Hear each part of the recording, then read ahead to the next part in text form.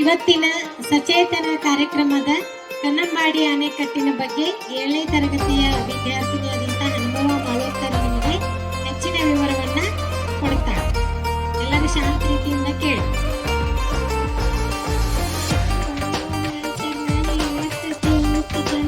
ಕನ್ನಂಬಾಡಿ ಅಣೆಕಟ್ಟು ಅಧಿಕೃತವಾಗಿ ಕೃಷ್ಣರಾಜ ಸಾಗರ ಕೆಆರ್ಎಸ್ ಅಣೆಕಟ್ಟು ಎಂದು ಕರೆಯಲ್ಪಡುತ್ತದೆ.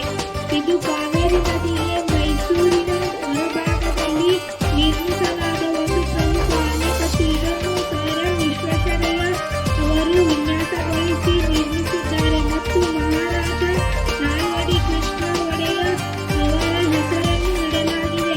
1911ರಲ್ಲಿ ನಿರ್ಮಾಣ ಪ್ರಾರಂಭವಾಗಿ 1932ರಲ್ಲಿ ಪೂರ್ಣಗೊಂಡಿತು.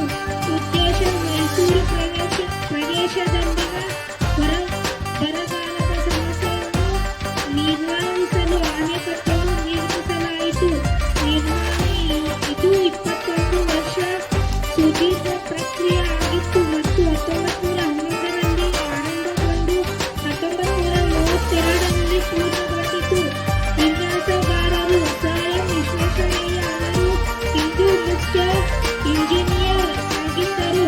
ಹೆಸರು ಇಂದು ಕಾವೇರಿ ನದಿಗೆ ಅಡ್ಡಲಾಗಿ ನಿರ್ಮಿಸಲಾದ ಸ್ಥಳದ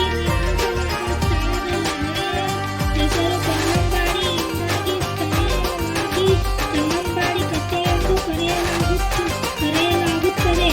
ನದಿಗಳು ಕಾವೇರಿ, ಹೇಮಾವತಿ ಮತ್ತು ಲಕ್ಷ್ಮಣ ತೀರ್ಥ ನದಿಗಳು ಕೆಆರ್ಎಸ್ ಅಣೆಕಟ್ಟಿನ ಬಳಿ ಸಂಗಮಿಸುತ್ತವೆ. ಪ್ರವಾಸಿ ತಾಣ ಬೃಂದಾವನ ಉದ್ಯಾನವನದ ಜೊತೆಗೆ ಕೃಷ್ಣರಾಜ ಸಾಗರ ಅಣೆಕಟ್ಟು ಒಂದು ಪ್ರಸಿದ್ಧ ಪ್ರವಾಸಿ ತಾಣವಾಗಿದೆ. ಧನ್ಯವಾದಗಳು. ಇಲ್ಲಿಯವರೆಗೆ ಕನ್ನಂಬಾಡಿ ಅಣೆಕಟ್ಟಿನ ಬಗ್ಗೆ ನಮಗೆ ತಿಳಿಸಿಕೊಟ್ಟಂತಹ ವಿದ್ಯಾರ್ಥಿನಿಗೆ ಅನಂತ ಧನ್ಯವಾದಗಳು.